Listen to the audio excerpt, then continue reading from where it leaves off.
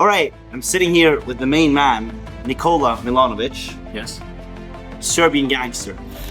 This guy makes fucking bank. A little bit of money, teaching setters. He made a lot of fucking money as a setter, 14K a month, and now he helps other setters. We're gonna go over how he can fucking scale his business 200, 300K a month beyond this year, because it has a lot of potential, and there are a lot of things that are being done wrongly operationally, just what I've seen living with them. Now we're gonna do like an actual deep dive into what he's struggling with to be able to go from 50K a month to 300K a month. Gonna be a live coaching session, and yeah, get this motherfucker some money with it. Looking forward to it. How you feeling? Let's do it. Let's fucking roll. You want to make more money? Yes, please. Please. Absolutely. All right, let's go. Perfect. Let's just start with some context. What's the offer headline right now? Just to get context. One-liner. Yeah, like what's the offer headline? I help sales reps who work in person from Eastern Europe go remote and earn 3 to 10K a month with appointment setting. Okay, perfect. Sell people in Eastern Europe go remote and earn 3 to 10K a month with appointment setting. Right. And what's this offer doing in monthly cash? Right now, 30K euros a month. Okay, perfect. Cool. What made you want to do this breakdown? What are the goals you're trying to reach? What are the struggles you're having? Just give me context. Yeah. How much? Like 1 minute breakdown? Quick? Yeah, just give a quick rundown. Right. So I've been running business off of referrals for the past, since I launched it. I mean, since I went full time. Yeah, since I launched it. Launched a year ago, started doing, a couple of clients. And I went full time in late March, early April when I left Jeremy's company. I was working for Jeremy Pope as a DM setter. I got to $14,000 in a month, which is like the best result in the industry, basically. I left it, and all referrals since then. I've been posting some content, haven't been active with it, honestly, because it wasn't a priority. I couldn't accept clients because, like, my audience expects a lot of money, a lot of stuff for 4.5K euros, which is my ticket price. They expect a lot. So it's been hard to deliver to my clients, to my guys. Delivery is the problem. So making delivery, better. Setting is absolutely dialed. Like, I mean, I'm a fucking setter. Obviously, my younger brother is my setter. And the number one thing of DM setting is for the DM setter to speak like the founder, for the leads to be convinced it's actually the founder. So he's my brother. He does that the best for me. He's absolutely brilliant. So DM setting is dialed. Closing is, I'll say, very good. I'm not good at objection handling, but I have huge conviction in my offer, and people smell that. People see that. I'm also actively getting coached by Matthias Loyola, a person I worked for under Jeremy, who now works with Siggy. I got them connected 2 months ago. So setting is good. Closing is good. Content, I need to be more consistent with it. More consistent with content. Whenever I do post content, I get a ton of leads. Like, actually, like a ton of organic. Like people like leads really love me. They really look up to me. They see me as a role model. So I have to launch the ads ASAP, but I can't. I mean, I will launch the ads now on the 15th of January, but I'm working on more stuff with the delivery to ensure I can, properly deliver to the people I'm gonna sell to. Okay. I've been working on that past 3 weeks. So yes, you've been trying to launch that for a while, right? Yeah, but like it was never like I just do. I do 30K, I do 40K. The record month is 70K USD, like 58K euro in November. And like money is really coming to me. Referrals are coming to me. So honestly, like I was comfortable. I was like, and also like I'm working super hard, genuinely. It's just that it's very hard to deliver to these people. That's the biggest constraint right now. I would say so. Yeah. Like, Okay, so delivery is a constraint because it basically stops you from doing front end. correct. Okay, perfect. I have 2 CSMs now. I hired the second CSM 4 days ago. So I'm fixing it. Every day it's better. But Okay. it still needs work. All right, cool. Let's go over that in a bit. Yeah. Let's go over numbers, just to understand where the front end is at and also where the back end is at. Right. Let's do that. So very important for you guys to know. In December, I've just done in-person sales. which is super unusual for a coaching business to do Yes. in-person sales. So That's potentially another constraint too, that you're relying on in person because it's not going to scale control. Mhm. And it's going to take up a lot of your time. true. And you can outsource it. Yeah. I'm fine with it, honestly. Like if I had But in you person doing- raises trust a lot. yes, but it's going to stop you from getting to like 300, 400. Correct. I can't get to that much money with the current approach. Yeah. Like you can do 70, you can do 100. You've already done 70, you can probably get it to 100. If you do things properly, 150, but it's going to be hard to go, Above. big boy numbers. And it's going to be hard to do those numbers consistently. Yeah. If you're relying on like in-person stuff. Yeah, 100%. Yeah. All right, let's go through good context. Let's go through the actual numbers. Sure. So meetings, it's not calls booked, it's meetings scheduled. Basically. But it's fine. 11 meetings showed 11. Meetings closed 10. But they're all you have to have in mind, they're all referrals. So the trust is huge. And in person raises the trust even more. So like it's pretty good. And my guarantee is very good. Like it's 90-day program. If I don't get you a role after 90 days, money back, full refund. Right. And there's a couple conditional guarantees, like attend a certain amount of calls and just do normal stuff. And you get the money back. But I never had that happen. 29.3k euros cash Is that purely front end or total cash? front end. I don't do anything on the back end. Really? No back end cash? Nothing. Okay. 45k euro rev. But this month, did you collect any back end cash from like rev that you signed November or? Yeah. I did. I don't have that data right now. It's around 4k.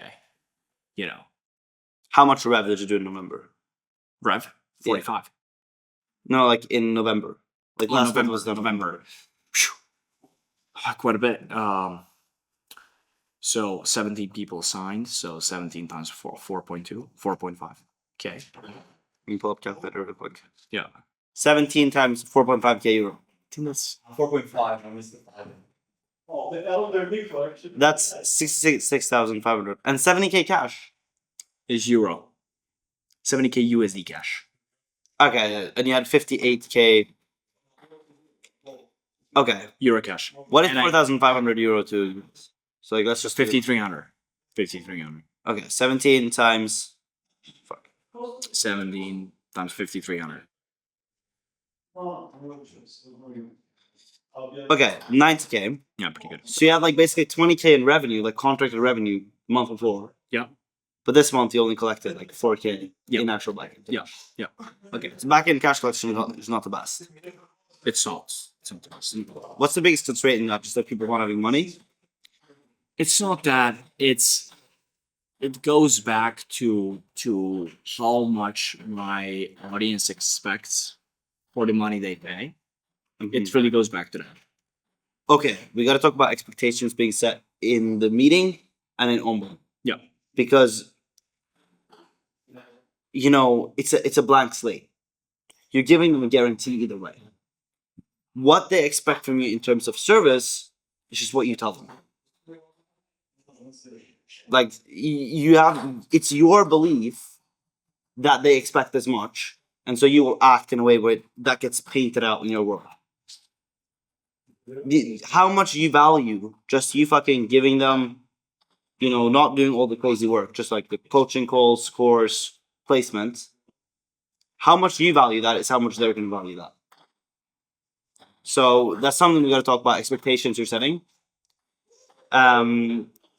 But that's the biggest constraint in back-end cash collection as well. Right. Okay. Cool. Well, obviously, My offer is very interesting. it is. It's very interesting. So here for the expectations, I have to pause you for a sec, which is that my audience, so like referrals, right, from Serbia. So like the median salary where I'm from is 15k euros per year, right? So when someone who is 20, 21, 22, 23, 24, 25 pays someone 4.5k euros and they took out a loan They asked, their buddies or their dad or their mom or whatever, understand why their expectations are high. And they expect to hear from me one-on-one. So like I tell them that they're gonna be speaking with my CSM, right? That I'm But there. do they understand why that's better for them? Yeah. Do they understand why speaking to the CSM is better for them than speaking to you? How come? Because Like, what do you mean? if they believe, okay, speaking to the CSM will be better than speaking to Nicola, they'll be happy to speak to the CSM. And so that's what you gotta hype up your CSMs to that level. Yeah. You gotta be like, look, the CSM, he's still making 5K a month set or 6K a month setting. But he's I not took him from all right. Well, he recently got to 6K a month setting. Yeah, well, You know, I did- he joined my program when he started working with me. Yeah, exactly. But he recently did it. He's went through the actual course Yeah. that I built, the actual coaching that I built. Yeah, my So he has the experience going through the course and coaching, which is why he's the best suited person to help you. And then when you get to 6K a month, he'll start working one-on-one with me, and we'll get you to that like 10, 14K a month mark that you got to. And then that's a back-end upsell is now one-on-one access to you, which allows you to create even more cash on the back end. But you gotta rationalize why speaking to the CSM is better, and then they're not gonna crave one-on-one access. But it's something we can go into a little bit later. Let's just get all the metrics first. Sure. Sure, Rate 100%. yes. Close rate 90%. 90% something. Yeah. Cash collection rate 90% as well. No, this isn't 90%. What do you mean? This is not Well, 90%. cash collected out of the revenue? Yeah, Is exactly. that the metric? 66%. Exactly. 6%. And then average cash collected per client. 2.9k euros. 2.8 Beautiful. Okay, so that's about, it's 6% exactly. Back-end sales metrics, total active clients right now, 48. Well, how long is this term? 90 days. 90 days, okay. Correct. 90-day program. But people, wait, help me understand. So, November you signed 17 people and that was your record month. So even if you did that for like 3 months in a row, that would add up to 51 people. So how do you have 48 active clients? Yeah. Some people I've let stay longer because they couldn't make money on previous offers. It's because it's referrals. You know? So I must I just can't if someone didn't make money, right? If someone didn't make money, even if it was their fault, but they came from my friend. You can't do that kind of stuff. So you see, it's different than if they were online. If they were online, I wouldn't have that personal connection with them. But since they're in person, since they're through a friend, if they didn't make money during the 90 days, I can't just say, hey, fuck all. And the guy took a loan to join my stuff. So what I mean? Okay. I mean, we can talk about that because that's an interesting case. How this kind of referral thing is kind of fucking with some parts of your business. It's not that it's fucking. It's just that. Have you done any upsells? Not even last month, but in the last 3 months to your clients. I think we've called this an upsell. I did 4 upsells before, when I would just coach people one-on-one, and I would do incentives. So if I get them to a certain level, they pay me a lot of money. So if I get them to 7.5 or 10k a month, they give me if I get them to 10k a month, they give me 5k, right? So how effective has that structure been for you? I did it for 2 clients very successfully. I think it's very good. So it's a good upsell. It is. Actually, it is. Yeah, I think it's a good upsell. Cool. So biggest constraint right now is on whatever. Number one is creating back-end cash. Yeah. Creating back-end cash, structuring delivery to be able to fulfill on these expectations, fulfilling what you need to do on the back end in the most effective way possible, and also, the expectations that people have. Yeah. So do you know what I was thinking? Sure. To give to people at a sales meeting or a sales call, doesn't matter. A communication order. When you have XYZ problem, you speak with my CSM. Only under this or under these circumstances do you speak to me. right? When I don't know, offer owner doesn't want to pay you, or you're having problems with the offer owner, you need like big help. Something like very important that I have to jump in, right? Like I'm not gonna It coach you should on be the open. very fucking important if you get involved. If I It should be like if I think these are the only cases you should get involved in. You should get involved. Get involved if offer owner scam setter. absolutely.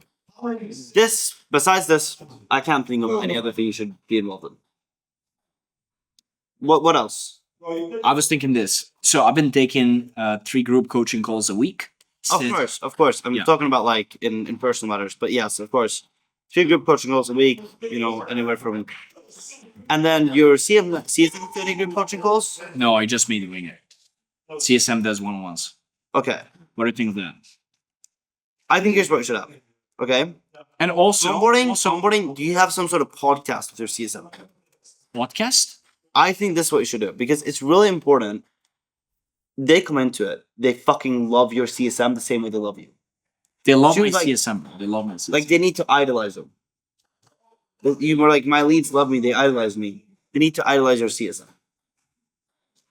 You have some sort of podcast with your CSM talking about his results. Why it's better that clients speak to him. So they have that. podcast on YouTube. No, just in like the program. Within Get in. It's like watch this. They have like their onboarding checklist. One of the tasks is to watch that podcast. And I'd say for you, 3 group coaching calls. Want to do 3? That's perfect. You know what else I was thinking? Is within the restructure of delivery is to do intro calls. What was that? Yes. Do intro calls with coaches myself. So, because what do I do on those intro calls? They're 30 to 60 minutes long. It's basically whenever a coach asks me of a setter, right?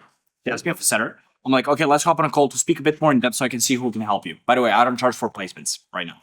I charged before and I did B2B before, but right now just fully focused on B2B, B2C.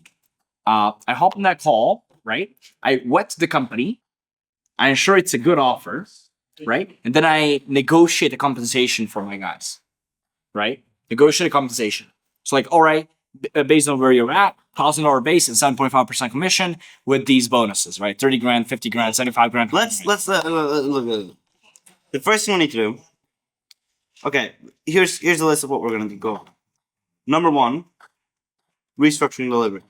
Right, basically what needs to get restructuring delivery is the first thing. Like, how do you optimize this to get as much time as possible? And after we've done that, let's talk about content and ads. Where you need to go, like, start getting people online. Yeah. Okay, so first delivery. Let's diagnose what you're already doing, like current tasks. And I also think within here, within the restructuring of delivery, it's also very important management of the CSMs. Of course.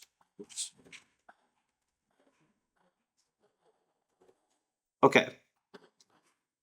Current tasks. What are you currently doing for delivery? A lot. Currently, I Pull up your calendar if you want. I don't have anything set up right now since I'm traveling, so it doesn't make a purpose. But I can tell you, I hop on intro calls with the coaches. Yes. Intro calls with the coaches. Okay, with the coaches. I check in with the coaches. I do launch calls. No, wait. I do launch call. So launch call me, setter I chose for that coach and the coach. Launch call with the coaches. Launch call setter and coach. Yeah. Then I do just check-ins, text check-ins with the coach and with the setter. Text check-in With setter and the coach. and coach. Yeah, and then I delegate to my CSMs, make sure they know what to do. Okay. There's like a daily team meeting. 2 p.m. Yes. All right. Why don't you get CSMs to do this? Yes, I'm gonna do it literally when I come back. Yeah. So both of these. So these. Oh, 1 second. These, yes, getting my CSM to do it, right? And These, this, bro. I'm thinking too. Yeah. This definitely outsource immediately. Just give them access to your account, and they send the check-in from your account, and people think it's you. but it's in Serbian. My CSM is from the US. I do have a second CSM from Serbia though. Use that guy. Yeah. Get him to send it from your account. People think it's you. Yeah. Then, this is this is fucking perfect to outsource. Outsource this. Like outsource, let's make it outsource list here. I think, so you get the CSM on your account, do this. If it's on WhatsApp, there's like a fucking software you can use for WhatsApp, but I assume it's on like Discord or something. Okay. Intro calls with coaches. Get the CSM to do this. There's no reason you should be doing this. Yeah, I have to tell you though. I have to tell you, like with the referrals, if I do this and they figure out I'm doing this, like you have to understand the nature of my business, nature of my clients.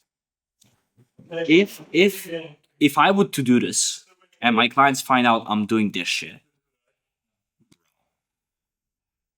Just make sure you're and the CSM have a good relationship, right? huh?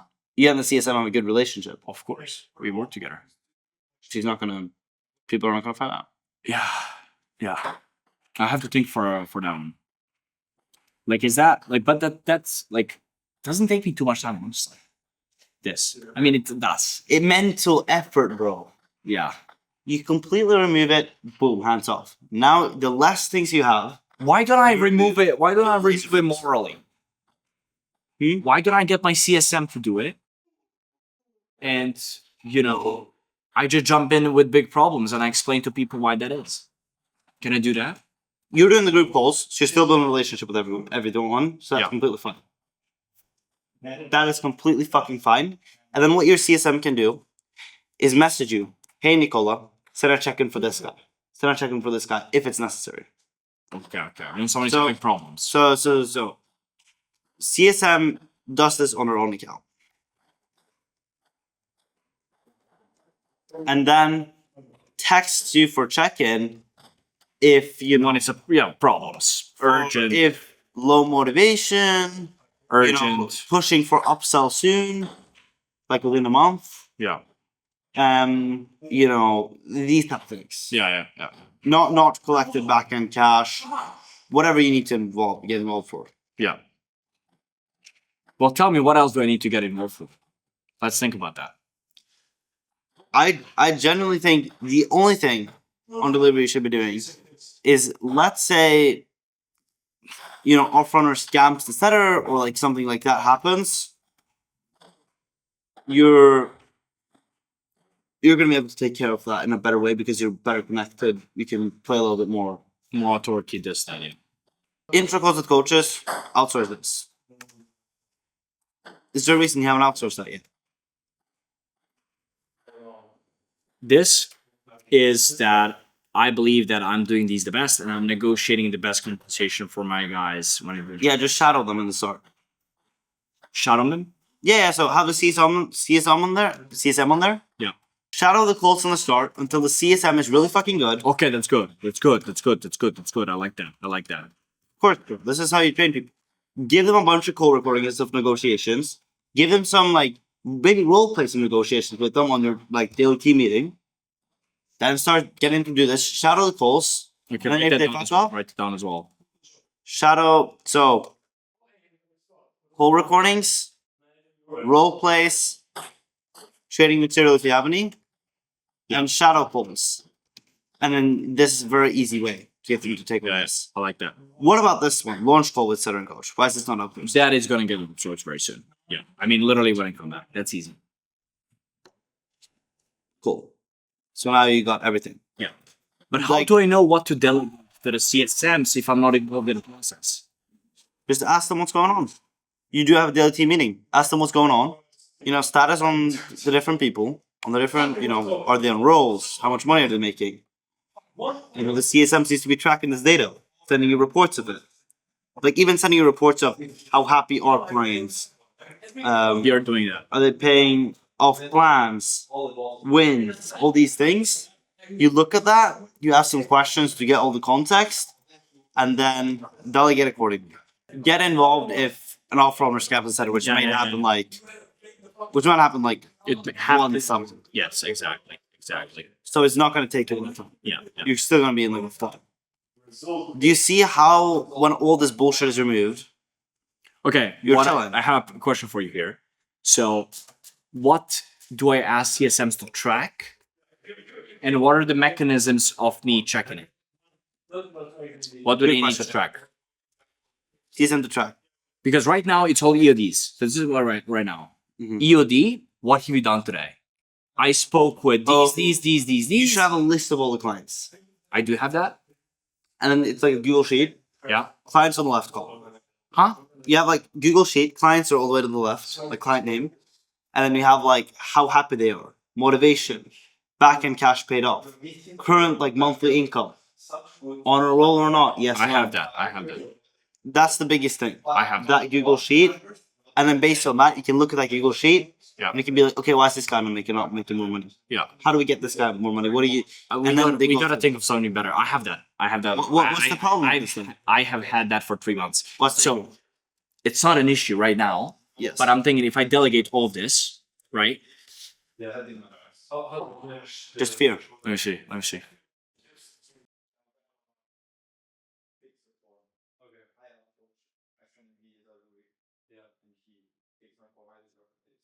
You just see. very close.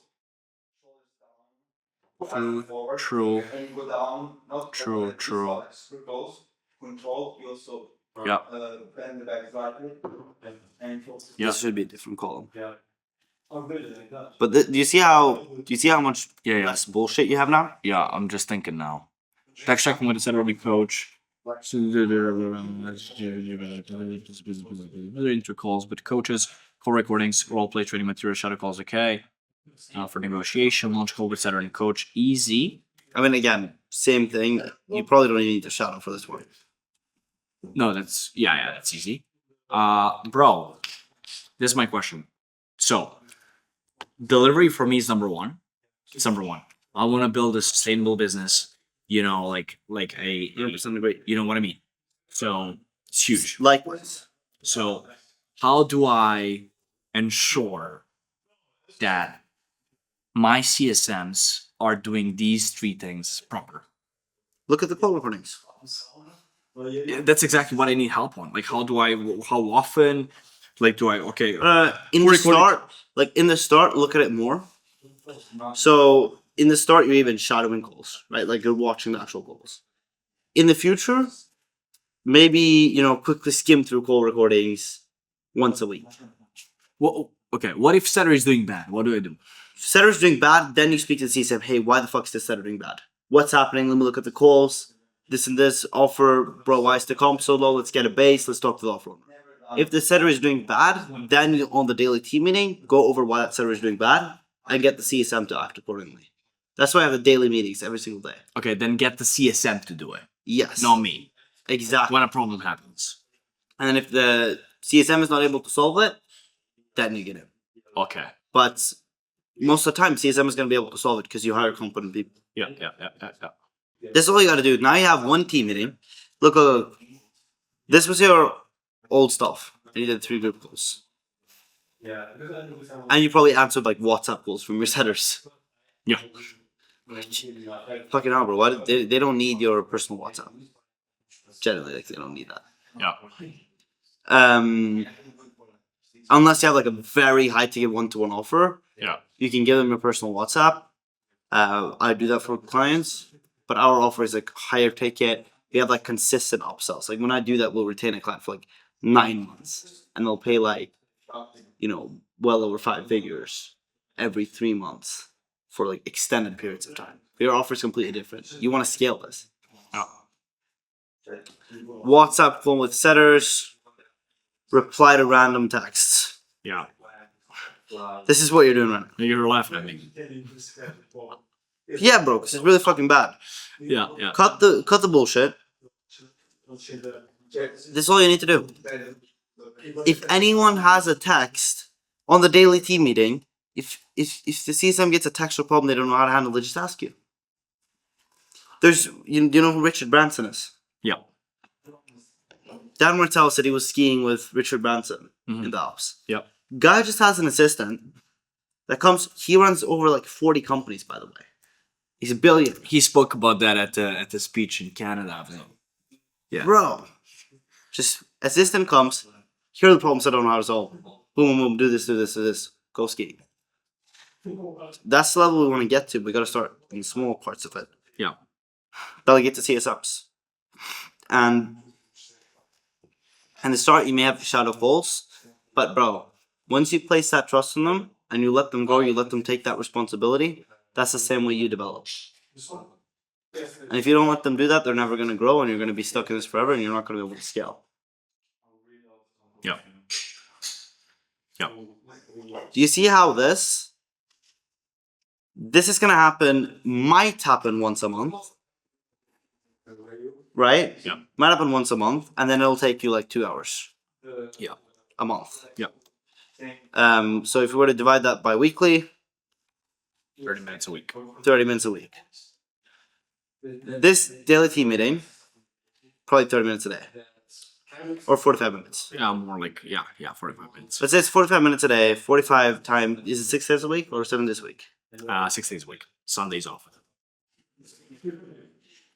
45 times 6. Bro, Just go there. Yeah. Yeah. it's my first time using calculator. 270. That's That's like, 5 hours. yeah, 5 hours a week. 5 hours. 1 hour. Yeah. 5 hours a week. T group goes, how long are they each? 90 minutes. So that is another like 5 hours a week. 4.5 hours. Yeah. This adds up to 10 hours a week. Exactly. Then yeah. How much are you spending on delivery right now? All day. All day. How much do you work per day on average? Like actually like focused work, I would say 4 hours a day. But you spend all day on. It's like, Well, it's just not all day. Just like it lasts the entire day. There is messages to be responded in the morning and like Okay. late at night. You know, there's WhatsApp calls to be answered in the morning and late at night. so like sense? if you were to say hours. Yeah, spent in- I told you 4 hours. 4 hours. 4 hours a day, I would say. Focused work. Okay, but like random WhatsApp calls included, like all the bullshit included. Okay, bro. 4 to 5. Yeah, okay. So 4 it's hours, 4 hours. 4 hours a day. 4 hours a day, 7 days a week. 7 days a week for sure. For sure. That would be 28. 28. Yeah. That's right. So you're basically cutting off, Almost by the third. Almost by 3 hours. bro, you're cutting off 20, you have an extra 20 hours a week Yeah. for content, everything. Yeah. If you just strictly adhere to this, and if anything else comes up, find a way to outsource it. Or automate it. Yeah. Extra 20 hours a week. Yeah. However, if delivery, okay, how much time do you spend on like content and ads and etc.? Well, December, it was nothing. In November, one second, before we jump into that, we have to do this. But it kind of doesn't make sense to me because you're saying 4 hours a day, but I'm with you, bro. Like you're working long. Yeah. 4 a.m., bro. You're up.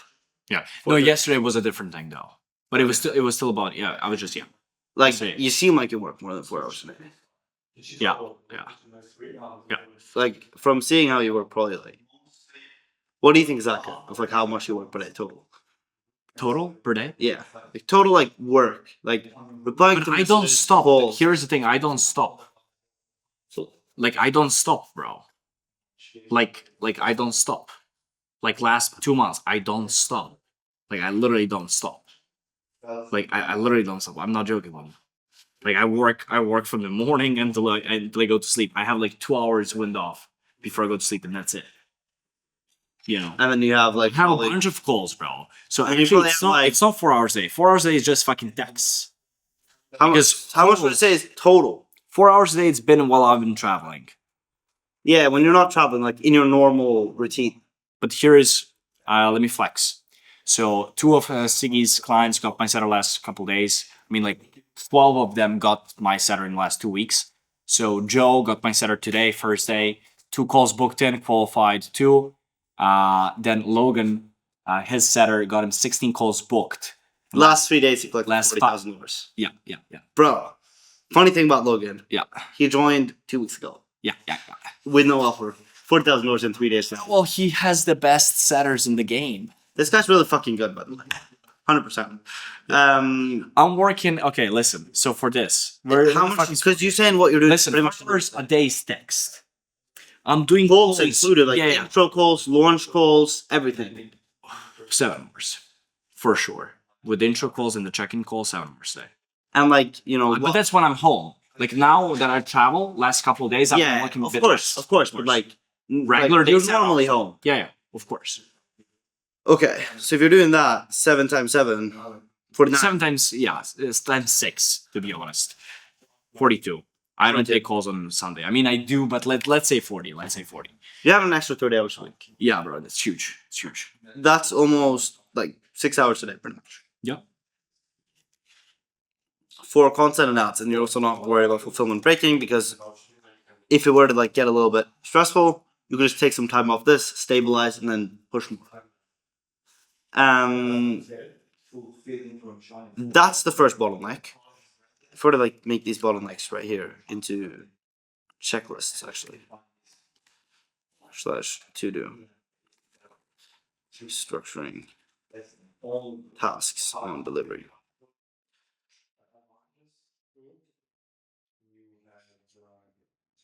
Expectations. What else? I think this is pretty much hard. What else? Bottlenecks? Yeah, and Organization as well. of what? Of everything. Like where you speak with team, where you speak with client. No, when I speak with team, that's fine. When I speak with the coaches, that's fine. What needs to be organized? Let Data me tracking? think. Data tracking for sure. When I scale ads, data tracking needs to be put in place. I don't know how to track that. Like I'm bad with that kind of stuff. I've never done it. Like I was never big, much of a tracking guy. Even when I was a setter, I was making Jeremy 200K a month cash, and I wasn't tracking shit. I mean, we were just doing EODs. Like I was just doing EOD reports of how many touch points, how many people do I speak to per day, which is touch points, how many pitch, how many booked, and that's it. Okay. So tracking. Let me think. I would say that's all. Yeah. I would say that's all, bro. Tracking. Like, I don't know. Here's the thing. I don't know what I don't know. I think biggest thing is this: fixing delivery, so you actually have time, focusing on content and ads, and then scale. Very big as this is. This huge. You remove the biggest constraint, and then you add more volume. Yeah, this is huge. This is huge. Before I scale, this is huge. How are you currently setting expectations? And which are the biggest expectations you would like to change? Very good. Very good question. So I tell all of them in my content, on sales calls, on everywhere, that it's going to be exceptionally hard.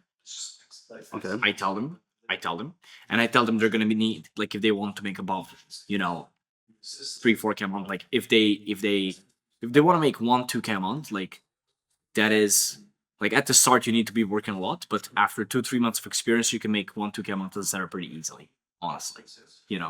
So if you want to make 3K a month and above, you need to be breeding the job, right? Because, like, for my clients, this is their first online stuff, so they need to breed the job if they want to make 3, 4, 5, 6, 7, 8K a month. Yes. That means you're generating the company. If you're on 10% commission, it means you're generating definitely $50,000 a month. That's not so easy to do. It's not. Okay, let's fucking face it. It's not so easy to do. You also got to get on a good offer. You also got to get on a good offer that has a lead flow and the closer to be able to produce $50,000 a month. Yeah. So it's not easy. And I tell them that. I tell them it's going to be very hard. And I tell them that the CSM is the main person for the communication. Right. I tell them that. I tell them I only jump in when the biggest problem happens. But then, when I don't speak to them, like, I hear from other people, bro, clients are pissed off that you're not checking in with them. what do you hear from that? Like other clients? Because it's all referrals. Yes. So it's all connected, right? So I just hear, I just hear. Okay. Well, if that expectation is set, why are they pissed off? I don't know. Like, how is that expectation being set though? Like, is it like It's in the because- fucking contract you're signing. because yeah, but people don't read contracts. I tell them also. Yeah, okay. I tell them. Like, I don't know how more clear can I be. Maybe your definition of a big problem is different from their definition of a big problem. If you say I only jump in when there are problems, Yeah, you're right. so yeah, I would make it specific. That's fucking smart as shit, bro. That's fucking smart as shit. Thank you, bro. This boy knows a thing or two. Bro, that's smart as fuck. Yes, you're fucking right, bro. You're fucking right. Yes. So specificity. Yes. is the Of fucking when I jump in. Yeah, you're fucking right. Yeah. because But if that's, not, that's I told you I need the order of communication. Like when do I explicitly when I speak. exactly. So here's what I'd say. You tell them what's going to be with the CSM, Very good stuff. and you tell them what's going to be with you, and you need to highlight why the CSM is better. Because it fucking is. Of course. Because the CSM has gone through a course, gone through a coaching, and been successful with it. So if they learn from the CSM, who's gone through your stuff and been successful with it, they can go through your stuff and be successful with it. It makes more sense than them learning it from like someone who hasn't learned it from you, because you're yourself. There's someone else who has learned it from you, Yeah, I see. and they're closer to their starting position, so they can give specific insights that you can't get. See, that's how you gotta frame That it. is right. Like, That is right. I put people in contact with him because he's generally the best. Now, onboarding. So this is in at the sales call, right? Right. Let's make this fucking bullet points. Put here within the specificity, put in order of communication, I think, of course. So onboarding video. Do a podcast with the setter, With a CSM. with a CSM. Yeah. So it's similar to how you introduce a closer. It's like, yeah, you watch this quick introduction to the closer. It's a transfer of trust. So what you want to do in this is kind of have him share some like number one intro, how much he made as a setter. Yeah, makes sense. I know what I would do in there. You know, how Basically praise him, bro. Makes sense. bro Praise him. make him be like, you know, they got to idolize him. Yeah, exactly. Yeah. So they'll want to learn from him. It's you use the fucking podcast with Jeremy Pogue as a VSL to sell working with you. Use this as like a VSL to sell him working with the setter. And so, you know, how much he made as a setter. Another thing you can do is like case studies he's coached. That's another one you can have. And I wouldn't frame it as like, Good hey, stuff. what are just some case studies he's coached? What makes them successful? And here, you know, what makes them successful, you can kind of mention problems you have. Hardworking, listens to him. Productivity, this, that. Yeah. And you can also say like, maybe there's a smooth way you can kind of mention that they like are not like fucking depressed about having to speak to him and not you. Like they're not like pissed off at that. Yeah. Like they work with him because they like, and they get to 5K a month, do everything he says, and then, you know, maybe they'll get to you after to get to like 14K a month, etc.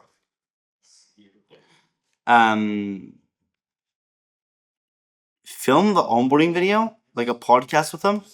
What makes clients successful? Difference between successful clients and unsuccessful clients. Case studies he's coached, how much he made as a setter. Get him to show some stuff on the back end, like really like make him be the authority as much as you, if possible. Yeah. Because they've already paid. Yeah. So the better they look at the CSM, the better. Now, still keep yourself a little bit higher up. I'll tell you why. Because I don't think this is missing, is back in cash. Do you have any more questions on this, by the way? Expectations before we go into that?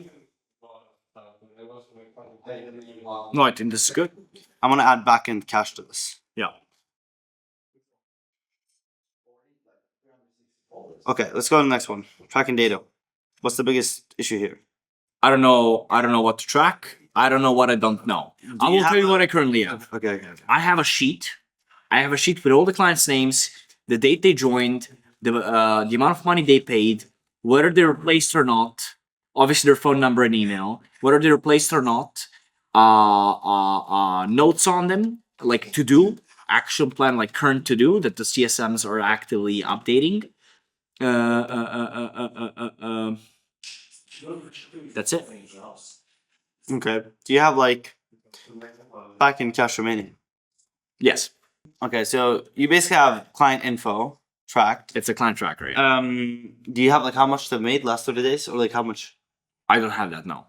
I think that's a good. I think thing I to should put in have CSMs. Yeah. So client info is great, bro. You got that part sorted. Okay, yeah. This is all you need. Like I would add like What's very important? How much money they made last 30 days, and yes. making a tracker for the coach's satisfaction. That's very Yeah, important. yeah, The so- coaches are happy So with what the we set. do is like just a color: red, yellow, green. Same And with like client to do, satisfaction. and like to do on each coach. So now instead of just client info, we're tracking coach info. That's another one, yeah. Yeah. So coach info, you have the same thing for them. So like satisfaction, to do.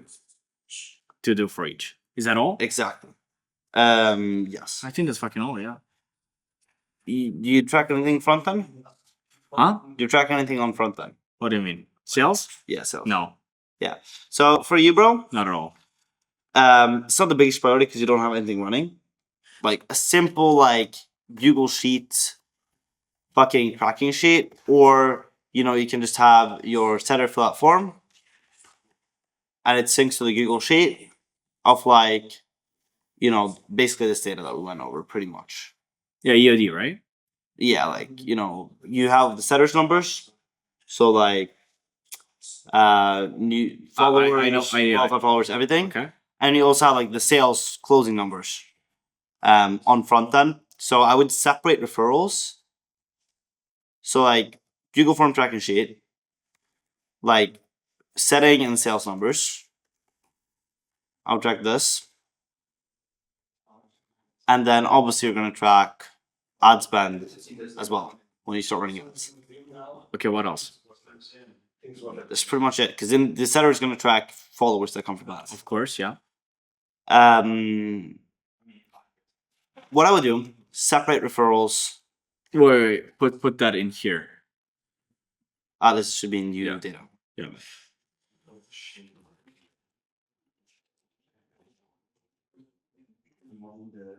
Separate referrals and like actually online front end. So you have like tracking sheets for both because close rates, show rates can be completely different. Of course. So separate those two to actually get good data. Yeah. To make decisions off. Yeah. You don't need to get anything crazy. What I would recommend when you get something crazy, bro, neither you and I are technical people. Mhm. We're good at communication. Yeah. Good at content. Yeah. Good at thinking. Yeah. So don't do fucking tech. Don't do some shit you don't like when you have things that are worth your time Yeah. that you're genuinely good at. Pay Nicholas to do it. yeah. Yeah, pay Nicholas, pay some other guy, doesn't matter. Yeah. People can do tech for cheap, it's so replaceable. Yeah. And you can get someone to set up Zapier, like more advanced things, but you need that. Yeah. But right now you can just do something simple because you're just starting out. And then when you need something more advanced, you can get someone. I can connect you with someone. Nicholas is also really Yeah, good. right. It's easy. Yeah. Just get, What do I track until Higher- and what is serious? higher ops / tech / if it's more advanced and you're doing more advanced media buying to scale, media buying as well. And you can focus on the shit that you're good at. First off, what do I track now? And until what point do I get this? Until what point, when do I get this? Bro, I would probably get it like when, like media buying specifically. 100K monthly Yeah, ads. like media buying specifically. When you launch like VSL, or webinar ads, it's worth getting a media buyer. Besides that, I would probably just get ops and tech, like build and release, kind of like build out the systems and go. And like refinements when needed, but it's probably not going to be needed. And then when you start running like, because you're looking to scale this like 500K a month. I am actually because it's a blue ocean, So and I want to cover the entire You're- sales stuff. at that point, you're gonna start because Funnel usually caps around like 200K a month. At that point, you're gonna start running VSL, or you're gonna start running webinars. Yeah. Or DM ads. Yeah. At this stage, hire a media buyer because it's an ad type of format where, especially Okay, sounds good. What do I track until then? Here. this right now. Right now, this is right now. This is what you should add. Yeah. I really think that When you say money last 30 days, what does that mean? For the setters. Let me Yeah, yeah, setter comms last 30 days. yeah. And the CSM will just up every call with the setters, check in. Yeah, Get yeah, info. yeah. Cool, that covers everything you need on organization, tracking, ops. Huh? That covers everything you need on operations, tracking. Here, what organization. am I tracking here? This ad spend, setting, and sales numbers. Say ad spend, like, okay. Yeah, ad That's spend, it? setting, and sales numbers. So That's setting, that simple. yeah, exactly. Setting, I know what to track. Sales, I know what to track. What do I track within the ad spend? Just ad spend. How much you're spending on ads each day. Just that. Yeah. Okay. The setter can fill this out. Okay. Setter give setter access to your ads manager. Yeah. They can just check how much you spent each day, and they fill it out with the setting numbers. Okay. Just to show you it for tracking data. Yeah, yeah, yeah. Make this like a little bit bigger. Okay, cool. Tracking data sorted. Yeah. Let's move on to backend cache. So That's important as well.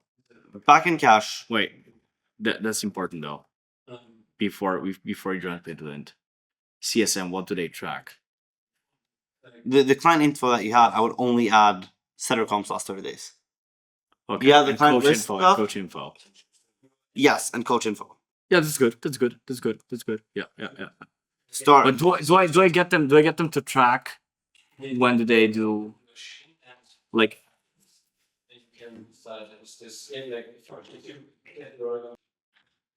I think that as well very important. Yes. It's very important. Yeah, where check-in calls have been done with a coach. Okay. Last check-in. Yeah, It can be like a date. yeah. No, it can be like 3-day check-in checked, 7-day check-in checked, 20-day check-in checked. Sweet. Yes. Let's go. Let's go. Good. Back end cash. Backend cache. So what's the biggest constraints right now? I don't have it. First off. How do you go about collecting it? So like let's say you sign someone, they pay 2.9K euro up front. Yeah. How do you go about collecting the backend cache? So we agree on when they pay me the remaining amount of money. And when it's like 2 weeks in advance, whatever. I'm like, hey, just to let you know, like we agreed on the 1st of January, you pay me X, right? Just to give you a heads up.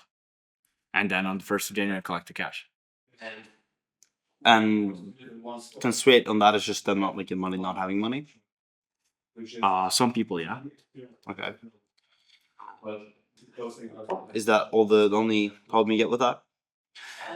Well, when you say, are we talking about the upsells as well? We're going Okay, just speaking on the payment plans. Yeah. Just that. Yeah, because right now your payment plan collection rate, like let's say you had an extra 20K in rev in November, you collected 4K of it. But it's like 25% or lower. Yeah. Okay. The issue is sometimes people just don't have the money, and like, what should I tell them then? Yeah, it's you can't control that. I mean, obviously, if you're telling the CSM that made money, then you gotta fucking No, but that's easy. But if like, they I can easily check their income. yeah, if they don't, if it's just because they don't have income, and you genuinely believe they'll make income, and you shouldn't take these people into a program if you don't believe they'll make income. Yeah. Then you can delay it. Huh? Then you can delay it. In that Can't? case, you can. You can. Yeah, you can. Yeah. At some point, but maybe like reduce the amount of service they get. If it's like long, just maybe like not fucking go crazy on checking in with the coach, going like doing all this shit. Maybe like if they're not paying you, just kind of like lower the service a bit. When they get money, you can like take it back up. The big thing is upsells. 21-day check-in with the coach. Upsell. Upsell call. Upsell who? The coach. The coach? Yes, bro. Fucking B2B? yeah. Some sort of like you can do like incentive, or you can do base for seller management. What are you thinking? You can charge like 1K a month, 5K a month, because you're gonna see yourself practically gonna do it anyways. Yeah, they're gonna do it anyway. Yeah. Massive way for you to just add recurring revenue. Yeah. And now, if they stop paying that 1K a month, especially as you add more sellers, if they scale, money gone, seller gone. You need to have the fucking seller. So you're gonna keep paying. So Do you think $1K a month or $500? at least 1K. It's not pretty, unless you have like a lot of incentives included as well. But incentives plus base, or if it's a really good offer, maybe just incentives. So the 21-day check-in should be an upsell call, and before this, kind of like layer some like seeds. Bro, the setter fucking booked this many calls collected. You can see he's getting better. Boom, bang, bang, bang. You see how far we come. This, that. How to do that one? After the 21 days. Like, by the way, like this check-in is gonna be the last one. And there's a couple different ways we can go about like moving forward, like depending on what you want.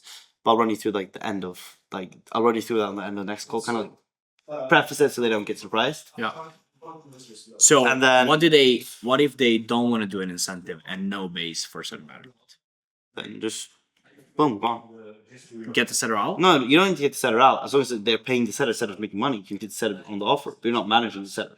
But I am managing a setter because setter paid me. But they don't know. Yeah, they don't know. They don't fucking know. They're gonna think you do more if you pay them. If they pay you. Yeah. So then you're doing it for both. Then you're covering both ends of the spectrum. And that's the easiest way to go about it. Like, you play setters, they get the setter for free, they can upsell into management, and it's a very easy upsell, and there's like no pressure around it. Yeah. Here, how do I ensure that the coach is not lying to me about the income? Fan bases or stripe access. And obviously View access? Yeah, view only access. Best way to go about it. Like, go into the payment process, make sure it's the one they're using. Also, you have the setter. Yeah. So like the setter will normally cleanse your closing. Yeah. So you also have data for the setter. Sweet. So it's pretty easy to solve. Upsell number 2 on the setter side. So your goal is kind of to get them to like, the CSM's goal is get them to like, within a 90-day period, get them to like 3K a month plus, I guess. Wait, say it again? Your I guess your CSM's goal is within the 90 days get them to over 3K a month. Yes, correct.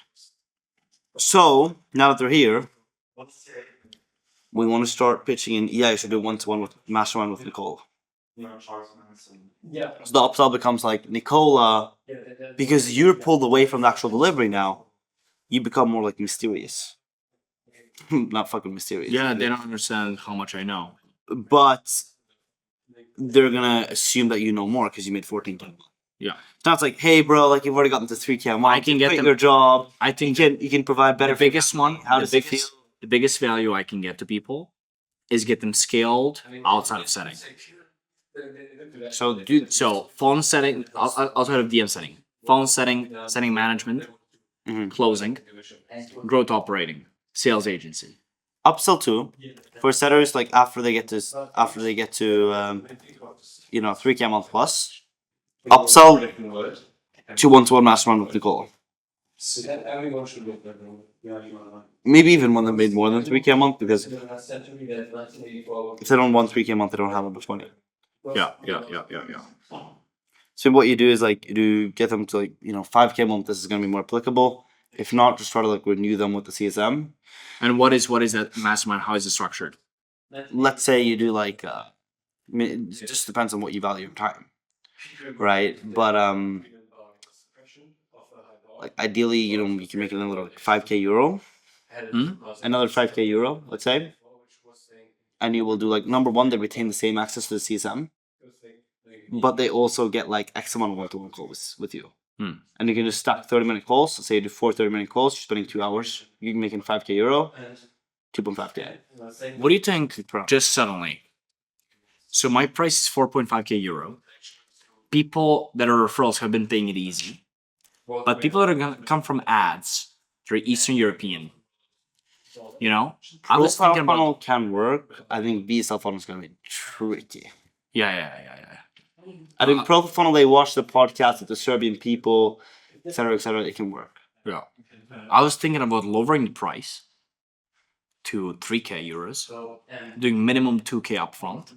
What about this? What about creating a downsell offer? Yeah, I was gonna do that for sure. Like 1,000 euros to get the course, or like 1,250 euros. Plus a to few get calls with the CSM. exactly, And a group. exactly. No. Just 5 calls with a CSM. Get you fucking ready. No, get them like And listen to one this. of the group calls a week. Huh? Get them like one group a week. 2. So they have some like relationship to you. Uh-huh. That'll get them want to get more into like the big The actual program, yeah. And within the downsell, I give them the blueprint on how to land their offers themselves. What you do is instead of like doing the actual placement for them, give them I teach them how to land the job themselves. I teach them how to present themselves in the interview. What do questions? you have a job board? No, I connected you with like Jackson, right? yeah. So basically what Jackson does for viewers, he sends a bunch of roles in the chat so sellers can get the roles. Yeah. So specific fulfillment stuff, but obviously how you're going to last long term in this game is by having really good fulfillment. That's how you're going to beat your competitors long term. That's what we're focusing on. So Jackson already has a bunch of stuff on landing roll that he can also give to your sellers. Yeah. But I would say this for scaling. Let's go through back in cash first, or let's go one by one. Yeah, sure. And then we will add here, Downsell. offer structure here. Okay, sweet. Anything else you're thinking on this? This guy's the man, and you need to sign up for him. With him. He's been fucking brain going 1,000 miles an hour for the past hour at 2:42 a.m. Just doesn't stop, bro. All day, bro. All fucking day we're working. Okay, let's do it. Let's fucking do it. So, what's the topic right now? Back in cash. Anything else? I see. Anything else you're thinking for this? Yeah, what are deliverables for the upsell? Deliverables for the upsell would be like, let's say 4 one-on-one calls. One-on-one calls with you that are 30 minutes. So that those could show them kind of like, you think that's, For 5k euros? yeah. 2 hours? No, but they retain everything else. What do you mean retain? So they retain the group coaching, the CSM, fucking helping them with everything. They retain that. And I So give do tax access as well. Yeah. And Right. Texas. What do you think with that? You can get in Texas as well. And they retain all the stuff if that they're going to lose otherwise that they paid 4.5k euros for. Yeah. So like, retain everything For how long? for another 90 days, I'd say. The idea is to go. And then, but you're not going to pitch it as just that. You're just pitch it like, yeah, you're going to work with Nicole to get like 15k a month or 20k a month. He's going to teach you seller management. He's going to get you into phone setting. Yeah. He's going to get you into this. Depending on like, the CSM has to do like a back end sales call. It's like, what do you feel like is next for you? What do you want to do now? We've gotten this far. We'd love to help you even further, be part of your journey. Like get you involved with Nicola now that you're starting to move toward the big leagues. And I think that's a really powerful upsell you can do to create more value out of the people that you have. Yeah. And then lastly, the incentives one. That one is, if it's worked really fucking well for you, Yeah. keep doing it. You can even have the CSM do the fucking one-to-one calls on the upsell. Yeah. Exactly. Kind of. Boom, money. Shoot. And then once it flips. And that's an easy way. Like if your CSM's not like fucking stacked with shit all day, tell them, okay, get clients on incentives and tell them you'll do an extra 3 one-on-one calls with them a week. Easy way to add more revenue. Think about how can I add more revenue in the back end, because then your front end becomes more profitable and it like becomes easier to scale and easier to just be able to just fucking focus and like do more front end stuff and stay stable even if times are tough. Like if you can create more cash on the back end, you will have a very thriving business. It's You know what else I was thinking? Is to do like a fixed amount per month. You do want to continue month by month. If you can close them on like a something where they stick to a certain amount of months, is better. But Yeah. I mean, if you have to, you can just split it up month by month. Yeah. Think you can have downsell, like you can have down, like bro. There's so many different ones you can do, like getting them into phone setting, setter management, Correct. closing. You can maybe like let's say connect them with Matisse, and you guys do 50-50. Yeah. So that's a cross sell. Closing, we basically sell them a different product. Cross sell is closing. You can do Phone setting cross sell as well. I'm gonna do add phone setting within the main program, so not a cross sell per se. you're gonna do it. Yeah. Yeah, so that's not a cross sell. It's like an Okay, upsell. so I would kind of consider it the same as this, but cross closing would be a cross sell because you're not going to teach them closing. yeah, not yet. Not yet. Very soon though. Right. Eas/ We'll just call it cross sell / upsell. Other thing now is you can also have like a downsell MRR offer, Mm-hmm. which is like let's say $400 a month to retain group access, $750 a month Mm-hmm. retain group access. Now, what the job becomes is presenting to the sellers. We got a fuck ton of upsells here. You get 10% of what you upsell. Get the fucking who can we upsell? Boom, team meeting. Who can we upsell? Okay, you can't do this. All right, let's try get him on incentives. All right, you can't do this. Let's try get him on the MR offer.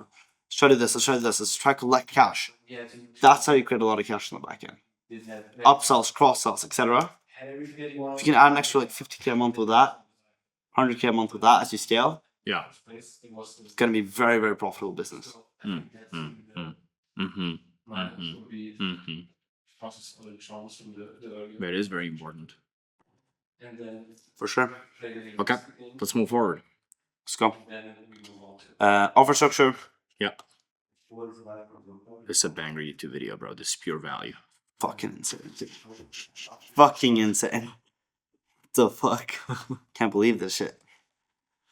Downsell. So like you have your like downsell. Let's say one group call a week. So they just kind of like get some connection with you. Yeah. I would maybe make the group downsell only group calls. So CSMs can focus on the one-to-one and upsells and like other shit. Say it again. I would maybe make the downsell if it's like 1K euro. Yeah. I mean, you can keep the one-to-one calls as long as your CSMs are not like too busy. Wait, what do you mean one-to-one calls? You mentioned you wanted the CSM to do one-to-one calls for the downsell. Correct. I mean, you'll have the most valuable product in the market. I think it's fine. What? You'll have the most valuable product in the market. Yeah, correct. So I think it's fine. Yeah, absolutely. Like it's gonna spread like wildfire. 1K euro for that, bro. It's fire. Job board. Teach them, and also very important. Trust me, I know a great process for this. No. Land roll. Land roll. Yes, land roll training. Exactly how. Interviews, applications, Exactly. lying about experience. Bro, this is generally what setters gotta do if you're a fucking random guy and you're applying. One thing is like direct placement Yeah. from you. That's a different thing. Yeah. But yeah. Okay, fair enough. But also my guys all come from sales jobs, Yeah. which is very fucking good.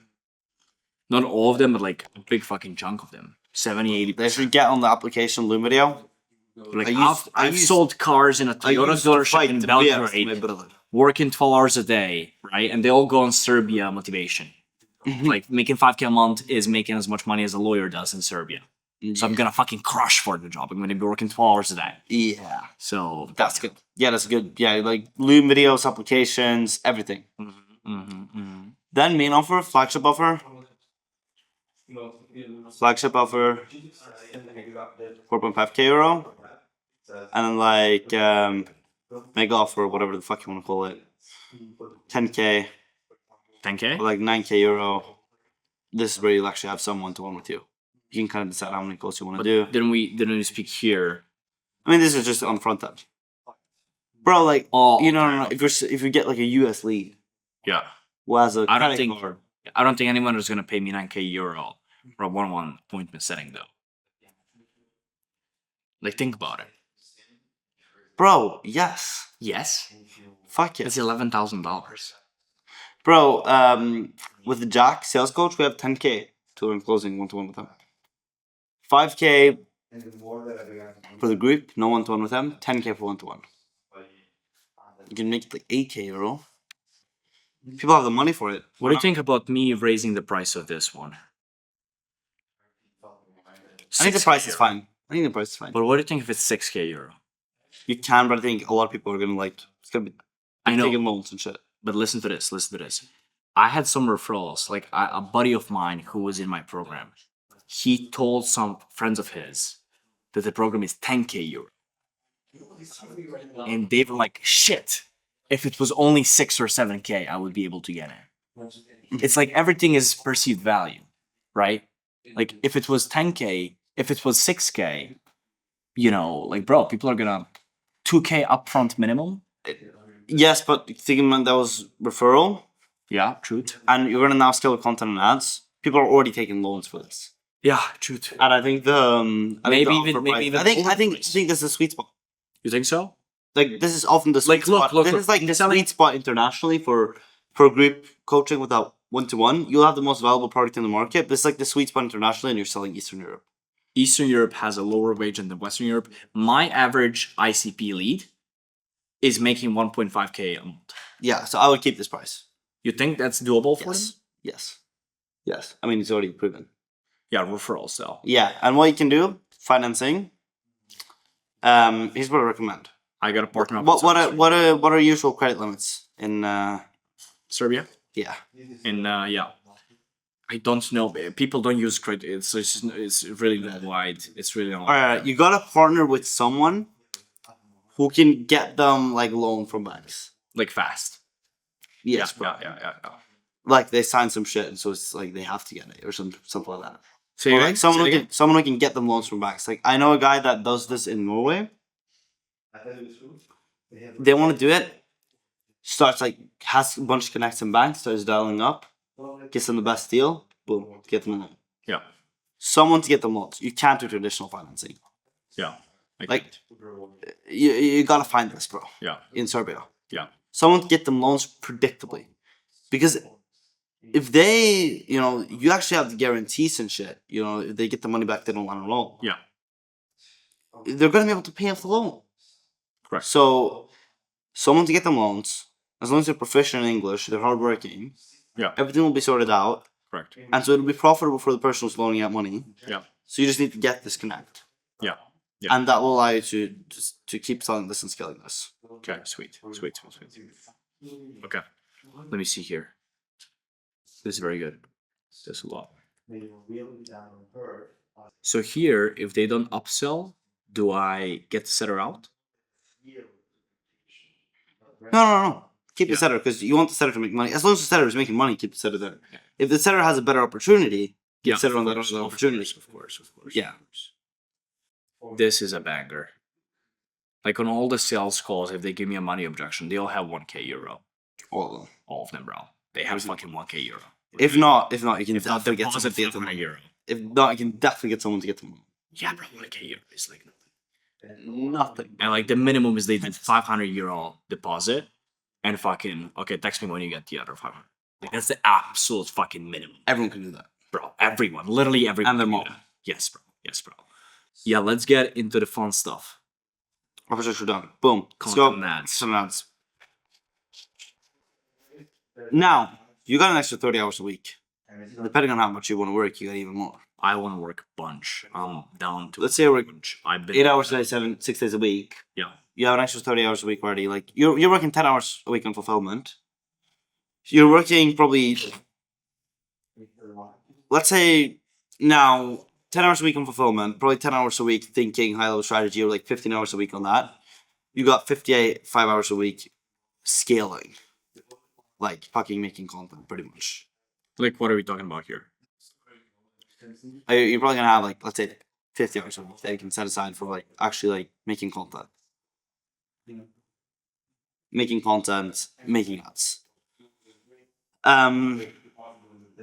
50 hours a week adds up to about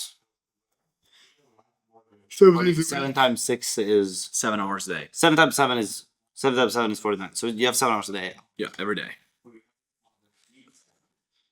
If you actually do this as well, it's going to be easy for you to hit good content KPIs of like Very good content. very, very good kid of like stories every day, 3 reels a day. 3 reels a day. Yes, bro. You can get there. 3 reels a day. Why not? Do we do that? No. Why not? Why should I do it? I think it's a level of volume that will just like fucking blow it up. So if you have 7 hours a day that you set aside for it, you don't need to start with it, but it's gonna be like really fucking insane. And you look at the people that do best, they do this kind of volume. Like Shelby Sapp, she made the biggest like sales training business for females, millions a month. Yeah. She's huge. She hasn't missed posting like 3 reels a day for years. So here, let's say here I know what I would film. Here, what the fuck do I do on stories? That's what I've been struggling with. okay, let's map that out for you. So stories, I would map this into like 2 different types. Let me make this.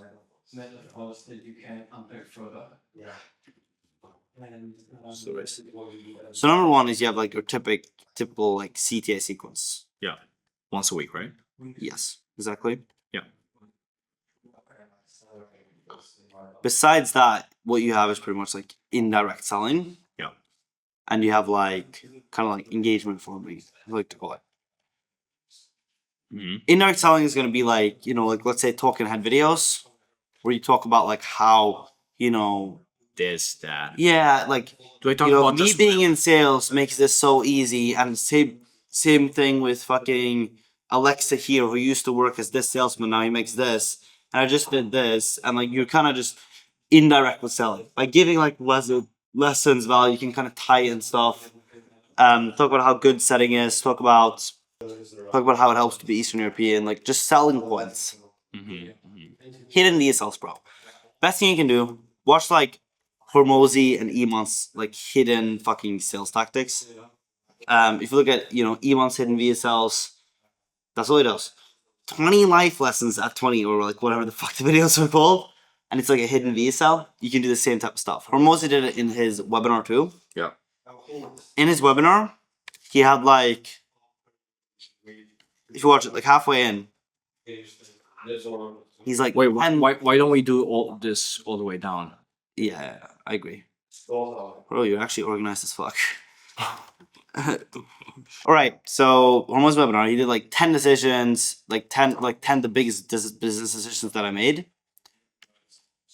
Bro, all of it was selling. All of it was selling, bro. Like, you don't understand when you watch the webinar, it's like, I think people even noticed because it was like, maybe, you know, it was quite obvious, right? It's like, it was like, first one was like investing into a mentor when he could barely afford it. And you gotta add stuff to it. Not like, it changed my life. Limiting beliefs, yeah. If you're like, it's like, you know, I invested into a mentor and changed my life, it's like, fuck you. It was like, I was really nervous to do it, and then the guy says, okay, let me ask you 3 questions. Thank you. Yeah. Let me ask you 3 questions, and if you say yes to all of them, you can do it, you do it. And if you say no to one of them, you don't do it. And then it's like, well, let's get you closer to your goals, yes or no. Like, does it have a higher success rate of just doing it yourself? Do you have the money to do it, yes or no? All these 3 questions, and he said yes to all of them, and then he did it, and then it changed his fucking business, whatever. He had another one, which was like someone else who invested into his stuff, who barely had money. And that was like resources versus resourcefulness. And he had 10 of these. You can go back and watch it. But they were all hidden selling points. It's the same thing with like Iman Gaji, you know, fucking webinars. It's like basically like the 21 life lessons at 21, that bullshit. You have a bunch of like hidden VSLs. Yeah. So that's what you can kind of talk about. Right? Why they should do sales instead of a business? Why they should do sales in the first place? You know. Then you have the engagement farming. What is that? There's a few reasons behind it. If you're always selling, people are gonna like stop watching your stories because there's no anticipation. There's nothing to anticipate. Yeah. Number two, it also makes you a bit more human. So what I mean by engagement farming is like, essentially like whatever you're up to. So like if you're fucking, you know, whatever you like, I know you have a nice place in Belgrade, kind of like showing that maybe what you're doing, you know, meeting like some fucking clients, going out, whatever the fuck it is, right? It can be funny stuff as well. With me, I used to posting a lot of funny clips of me on my stories too. Not sure if you've seen any of them, but it might be like me driving the Lambo and then saying like, I saw. big money never comes. I saw And I'll post that on stories. It gets a lot of views. Yeah, yeah, yeah, Then my sequences will also get more views. yeah, yeah, yeah. And also like just making you a relatable person. Like, you know, there's a lot of things that Serbians will probably relate to that you can talk about, or Eastern Europeans as a whole. Right? I saw this fucking reel. Eastern Europeans on like fucking Christmas, and there was like a you know, animal in the bathtub or some shit. It was like some animal, not Russians on like Christmas. It was like a fucking animal in the bathtub. Yeah. Because they killed it right before Christmas and ate it. But it's probably like a bunch of shit Eastern Europeans can relate to. Maybe like their girls getting pimped out, like whatever it is. Yeah. That you can make relatable stories about. And just like farm a little bit more like relatability, engagement, so that these get more views. These get taken more serious. Like these get more views, more anticipation. People are gonna watch them more attentively. You're gonna make more money ultimately. Yeah. Um, So do you have someone for inspiration for the stories? Not for the sequences, but for engagement farming and indirect selling. Because me, I'm a regular, you know, biz up. yeah. Indirect selling. I mean, Iman from OZDs I showed you. Mm-hmm. Like I think you kind of get that one. Mm-hmm. Bro, the engagement part is more so just like literally whatever, like what Being you do in you. your day. Like thoughts, bro. You're a fucking funny guy. Yeah. Yeah. You could talk to a brick wall. Yeah. Yeah. So just add some of that into your stories. So, you know, you get some more like, oh, this is the guy I want to be around. This is the guy I want to be friends with. Like his Pure stories human, are interesting. basically. Yeah, exactly. His stories are interesting. And it's not just selling. Yeah. It's not just business. Yeah. Yeah. And that's gonna get you more views on these two. Okay. Sweet. From there, Wait, 3 reels a day, though. here's what I recommend. You have like your fucking editing team sort out like one of them. Yeah. If you have, especially if you have like videography and everything, you're getting stuff done like automatically. Yeah. Editing team sort out one of them. Like cut out from like the podcasts that you do, the YouTube videos that you do, like, and you're just getting filmed if you have a videographer as well. And then you can make like 2 selfie videos today. Huh? Then you can make like 2 kind of like selfie format videos today. 2 selfie format videos and then 1 out of YouTube. Yeah, like editing team, like YouTube or like just footage you've recorded if you have like a videographer. Or if you're around a videographer. Yes. And you're just kind of I like, think I can do 2 from that. I just hired a videographer for 10 hours this month. So he can just follow me around and like do like basically what I'm on. here's what I'd say I'm with doing this. content, right? Like biggest things like impactful content will like help is like, bro, go back to the place you used to sell tires and be like, here's where I used to sell tires and do this and that. Here's the fucking school I went to. Here's where I used to work.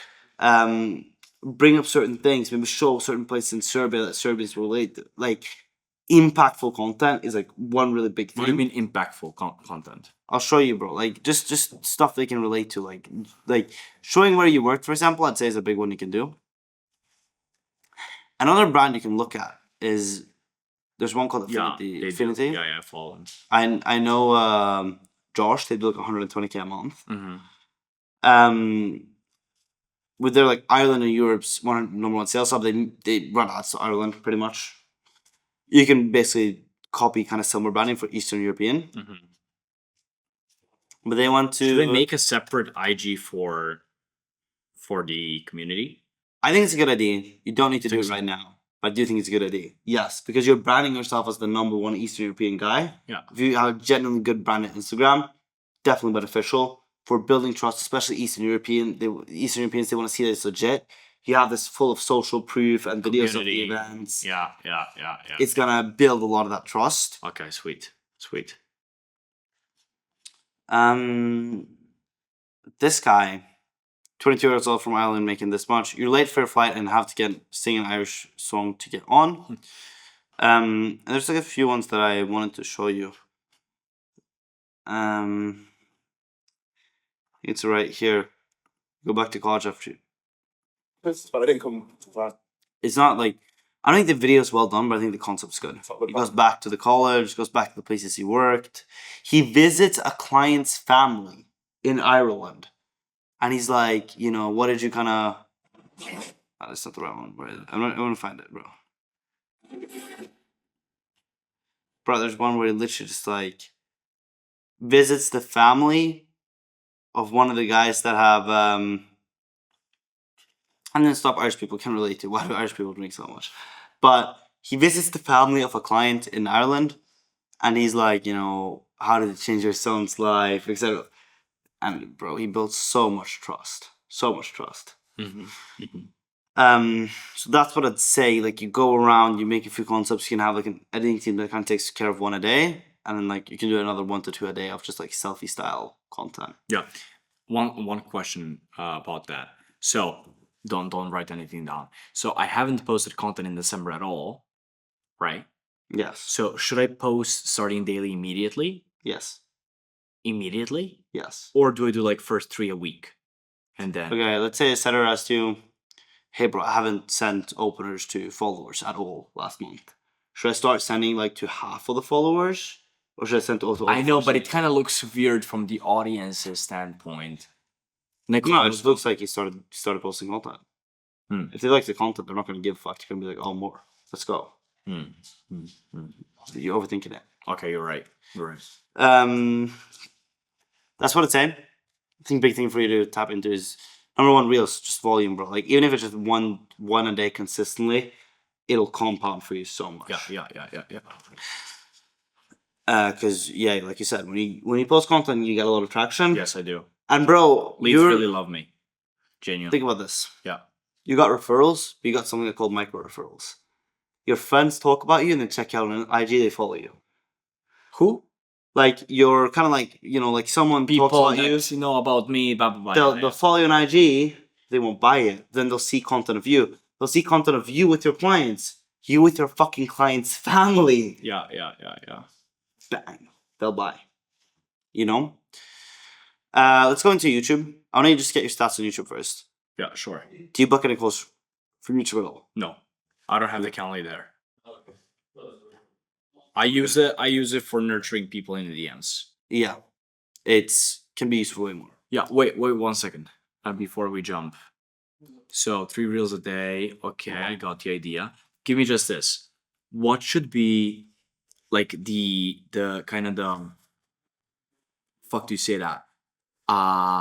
The divide of like in which content am I talking about my program directly, and how much am I talking about my life and my clients and like the Reels, yeah. I would very rarely speak about the program. I would just speak about the... You can speak about client results and your client wins and clients and like what you're doing for clients and like speak about setting. You'd be like, if you do 3 reels a day, like one of them specifically about setting at least. Mm-hmm. I wouldn't be like, hey, here's what we do inside the program, because even if you did that, it would be very repetitive. Yeah. I would sneak it in a few times, maybe. Like, you know, talk about like how you know, if you're talking about how you have to breathe the work. You can talk about first, when you did the setting, you did this and this and this and this. Yeah. Now when you did this business, you did more calls, more fulfillment, more this than anyone else. Yeah. So the main message is not like, hey, my stuff is so good. The main message is like Selling them on me. something different, and then it kind of sneak it in. Yeah. What's up? Good. Yeah. Why are you looking at me like that, bro? listen. Right, cool. Let's fucking listen. Let's do it. All right. You So can any now. questions on IG or No, YouTube? makes perfect sense. Yeah. YouTube, best thing about it is you can... So I'm looking at your current YouTube, the type of content you post.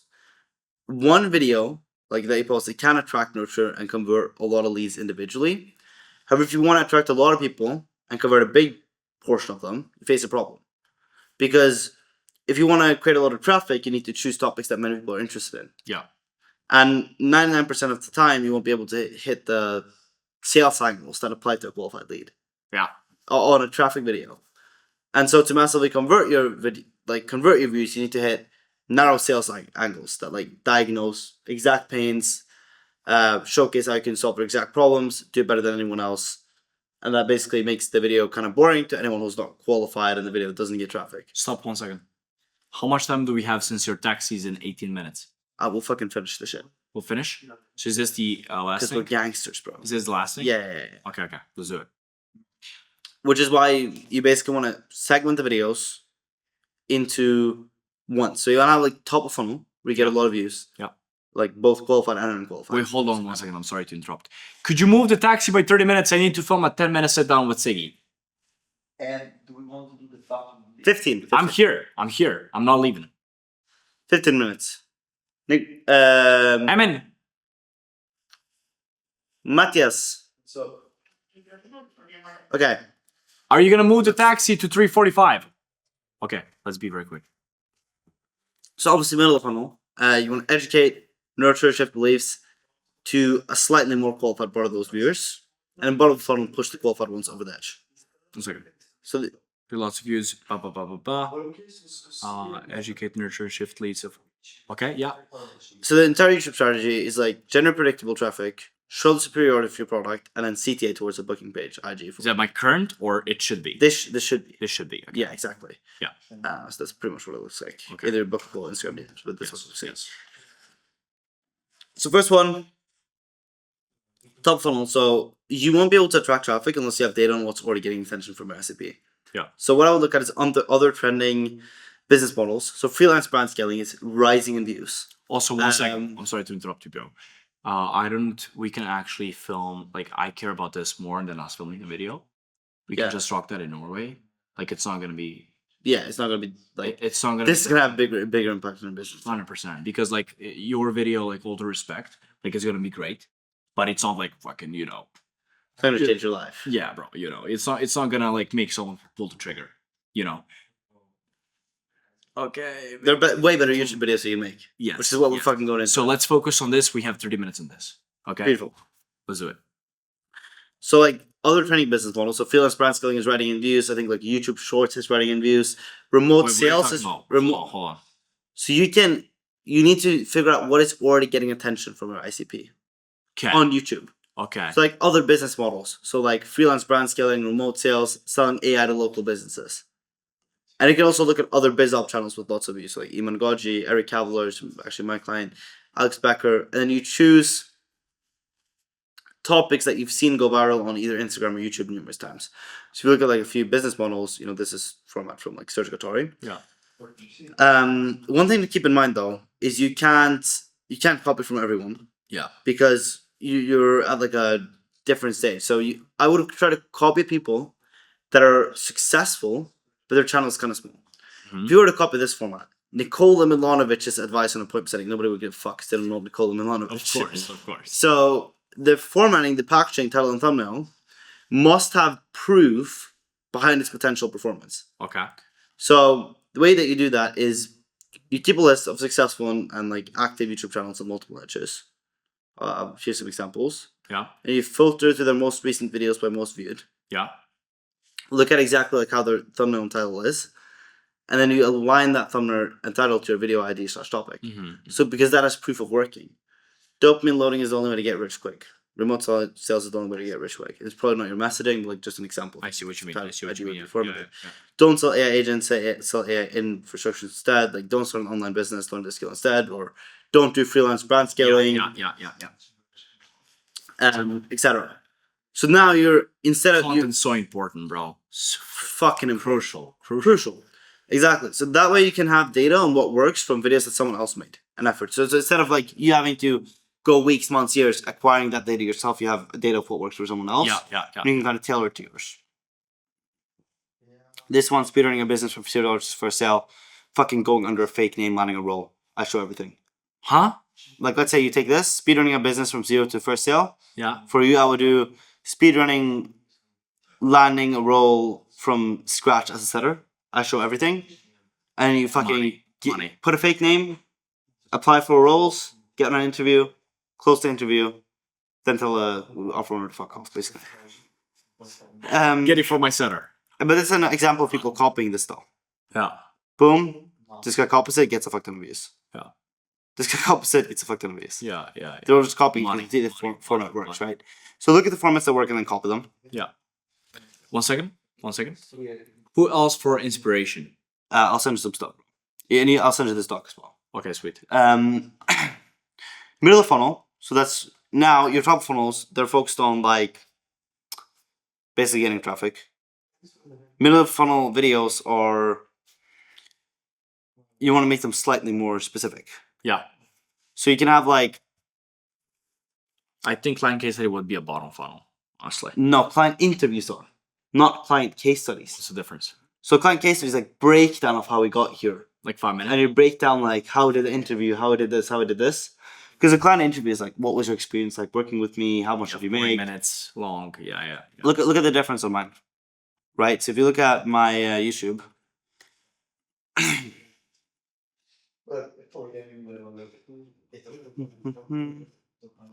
so right here you have like a client interview. This is bottom funnel. Yeah. Right here you have a case study breakdown. Right. So this is me actually like breaking down how we got here. Yeah. So this is like value mixed with the client case study. Right. So it's slightly different. And tutorials on how to. So value that kind of creates trust. And now you can go like a little bit deeper, right? Because your intention is not to go viral. Yeah. And it gives a lot of clarity on what your product will teach them. Okay. Um, Usual thought process: if this is YouTube for free, Yeah. his paid product must be 10 times more valuable. of course. Money. So you want to give a lot of value. However, even though the videos are educational, the main focus is to like kind of shift the beliefs of the viewer. So not only the beliefs that allow them to see success with appointment setting. So like why it's the best business model, why they're going to succeed, etc. And then beliefs that don't allow to send them as clients. So one way you can do this is like onboarding form or like ask clients what stopped you from buying earlier, etc. See what beliefs they have that hold them back. So typically you'll have like maybe they believe they can try it themselves, which it might not be. Maybe they believe like other bullshit, whatever. You want to sort those out. So if it's like try it myself, you know, you would kind of in these videos, in the case study breakdown, he tried to try it himself this long, didn't work. And it didn't work because of this. When he came along, this worked out. Boom. So you shift the beliefs that hold them back from buying. And that hold them back from seeing, like believing that they're gonna appointment setting is the best fucking way. Yeah. Selling both the vehicle and you. Yeah. And then, you know, so focusing on the unique benefits of your product, like how fast they can see results, predictability, and then weakness of competitors or doing it themselves. Right.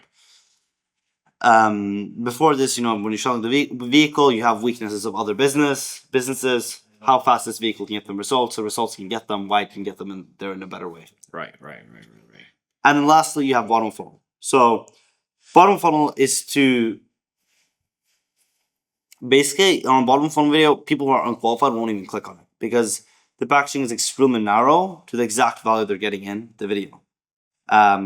So in the video itself, you say the strongest sales angles, pains, desire, and objection that they have.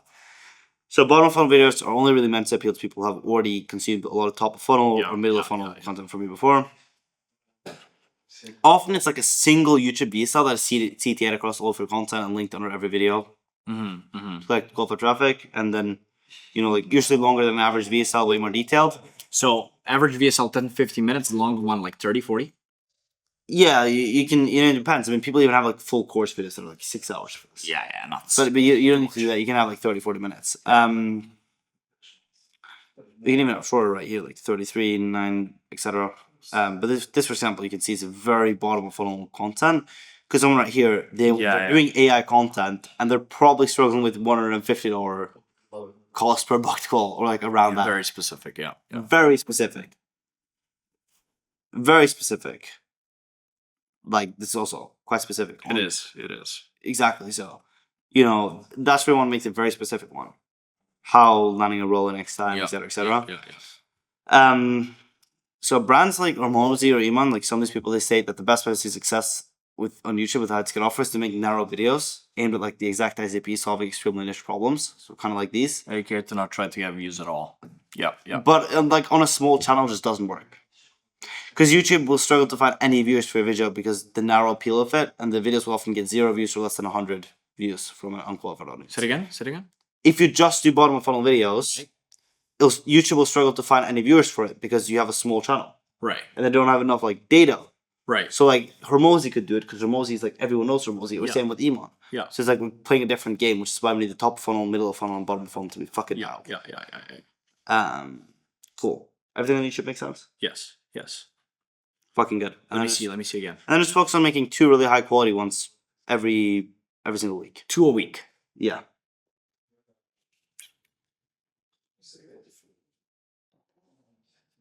I mean, it makes fucking perfect sense. Beautiful. How much should I pay the editing team? I think I pay $150 per video. YouTube. Yeah. What about Reels?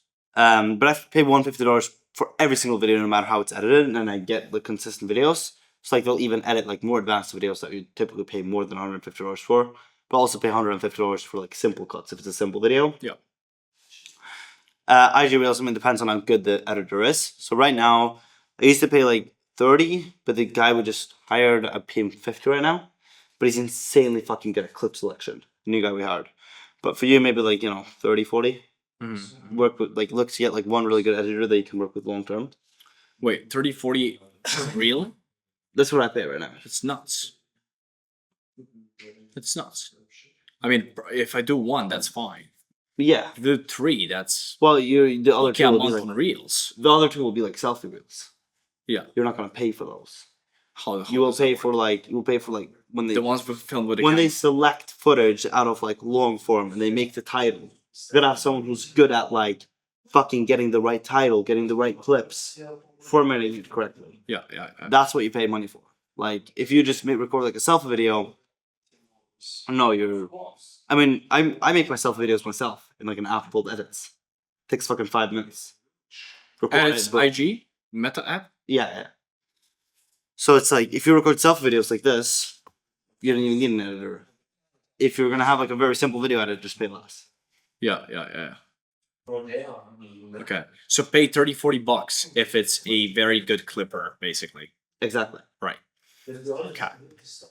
Wait a second. One of this Cool. could easily come with me. Fucking money, bro. I think we're pretty much fucking good. I'd say for Still you, makes- bro. I've went through ads with you. Your ads are good. Launch them. Do the changes in fulfillment.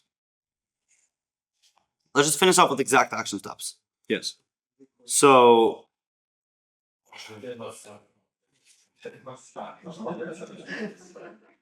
we're gonna start with restructuring delivery. This is it. Like this for delivery.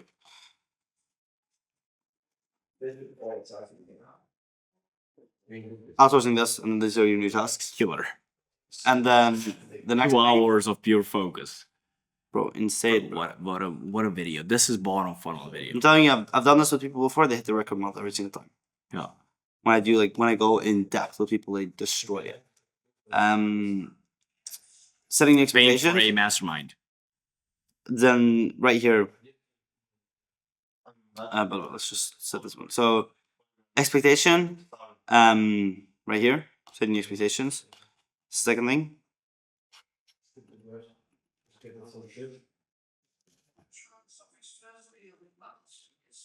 Oh wow. Okay. That's fine. Boom. Yeah. And then lastly. Wait, bro. Let's not make it ugly. 1 second. This part. Yeah, fuck that. Just move it again. Move it to here. Yeah.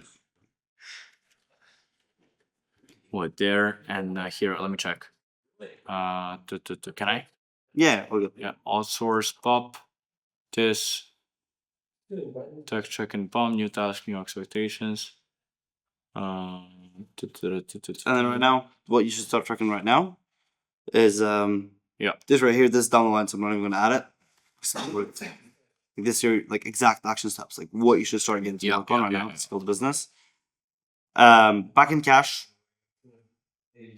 all these upsells, offer structure financing. Wait, 1 second. You're not. You didn't. Yeah, so YouTube just based on this guide make like 2 high quality YouTube videos real.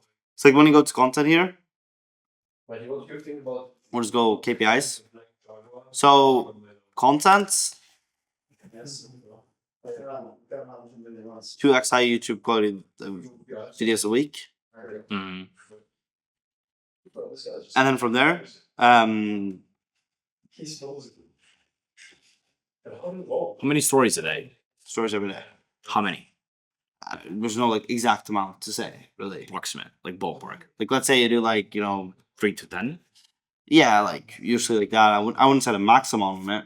Yeah. Like as long as you post high quality, the more the better. Yeah. As long as you remain high quality, but like, yeah, let's say like minimum 3. Yeah. Want to do a sequence? Obviously, the sequence is gonna be way longer than 3 slides. I heard that the sequence should be 5 slides. I mean, my best sequences are like 9 to 10. Ooh. But look how short my copy is on each slide. Uh-huh. Like you look at my slides, copy is fucking clean. I'll go on this one. There's probably like one of my older ones since I'm going on a highlight. But even with my older one, it's probably pretty clean. Boom, very like one liner, Yeah, one liner. one Yeah, liner, yeah. one liner, one liner, one liner, one liner. Boom, boom, boom, boom, boom. Kind of like cold Right. fire? this sequence did insanely well. Fire. Pretty sure we collected like 20K from the sequence. So yeah, stories every day. That's on content, and then ads. Launch ads and refine. You gotta get that shit out there Yeah. because now you get more How volume. much should I spend for the start? 50%. I mean, let's say last month you did 30K. Look, I'd say if you're scaling aggressively, reinvest 20 to 30% of profit into ads. But because you're in a testing phase, a little bit lower, let's say maybe you test 2 creatives a week at $50 each. You don't need to test a lot of creatives for profile visit ads because tracking isn't the same as like Should I fucking launch it? Start just follow ads, no retargeting. For the start. launch testimonials on retargeting immediately. Immediately? Yeah, immediately. And also like just belief breaking stuff on Right. retargeting. Immediately. I know. So we're not gonna talk. No, my taxi's not coming. Minus. All right. So this is ads. So launch ads immediately, and then from there you can refine. Yes. But you got to launch them. You got to get the data. You got to get going. Yeah, absolutely. This it, bro. This is what you got to fucking do. Let me ask you this, the last question. So I was thinking for January, should I? No, actually, no. I know what to do. What else for the organizational stuff? So like Figma, Notion. What other platforms should I be using? I just use Google Docs like an idiot. I think Google Docs is idiotic. Maybe if you just organize it in a nice Google Drive, be able to Google Docs organized. Yeah. You're good. Yeah. What about Figma? What do you use Figma for? Designing story sequences, just IDs. I just use Figma for like boards, IDs, story sequences, planning content. Boards. Yeah. So YouTube, Reels I plan on Figma, Stories I plan on Figma, client strategies I plan on Figma. Figma for stories, Reels. What else? I use it for YouTube as well. Huh? My YouTube, I usually Figma boards. What do you use Miro for? I don't use it. Huh? I don't use it. Like Figma is a replacement for Miro. They're both okay. like whiteboard tools. Sweet. Money.